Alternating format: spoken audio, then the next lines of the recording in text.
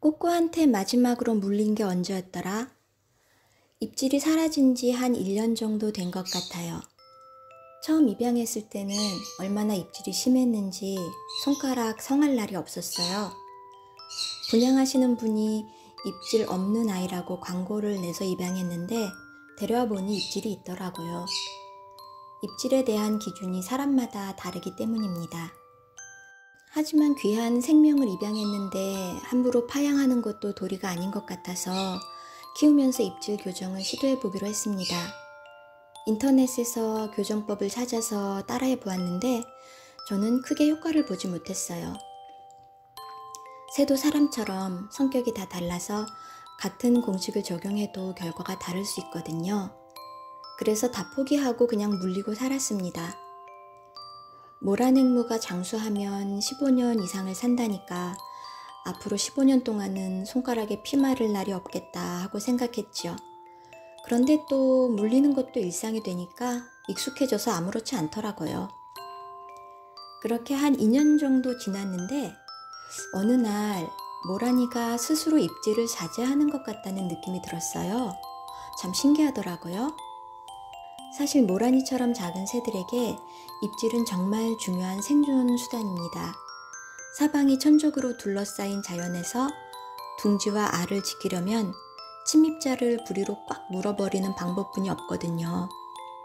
몸무게 고작 50g뿐이 안 되는 작은 새가 제 새끼 지키겠다고 무시무시한 포식자에게 달려드는 그 본능이 오히려 대견스럽다고 생각합니다. 그걸 억제하려는 것은 어쩌면 인간의 욕심이 아닐까 하는 생각도 들고요. 또한 앵무새에게 입질은 표현의 수단이기도 합니다.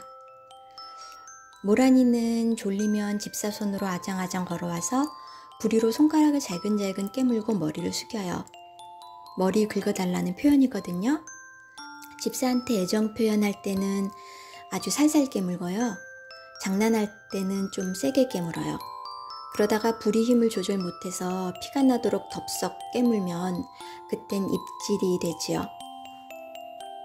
앵무새는 새충기가 되면 없던 입질도 생깁니다.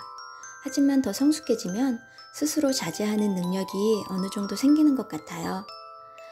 우리 꼬꼬 옛날에는 자기 영역에 손을 넣으면 쏜살같이 공격해서 피가 나도록 물었거든요. 그런데 지금은 보시는 것처럼 손을 집어넣어도 옛날처럼 꽉 물지는 않아요. 모란이도 집사 손가락이 포식자가 아니라는 것을 인지한 것이지요.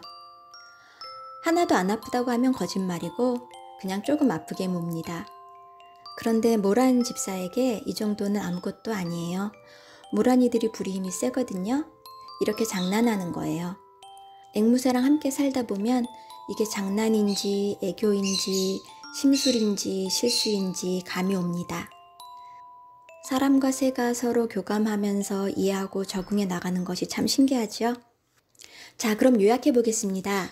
하나, 모든 앵무새는 입질이 있고 그것은 본능이자 표현의 수단입니다. 둘, 입질은 새춘기에 더 심해집니다. 셋, 함께하는 시간이 많아지고 집사에게 신뢰가 생기면 입질이 많이 사라집니다. 넷, 입질이 심한 기간에는 앵무새의 본능을 자극하는 행동을 삼가합니다. 새의 영역에 손을 넣는다던가 손가락을 부리 가까이 가져가지 마세요. 새를 억지로 만지려고 하지도 마세요. 다섯, 영유아가 있는 집은 반려조 입양을 추천하지 않습니다. 새는 덩치가 작아서 그렇지 기본적으로 사나운 동물이며 깨무는 동물입니다.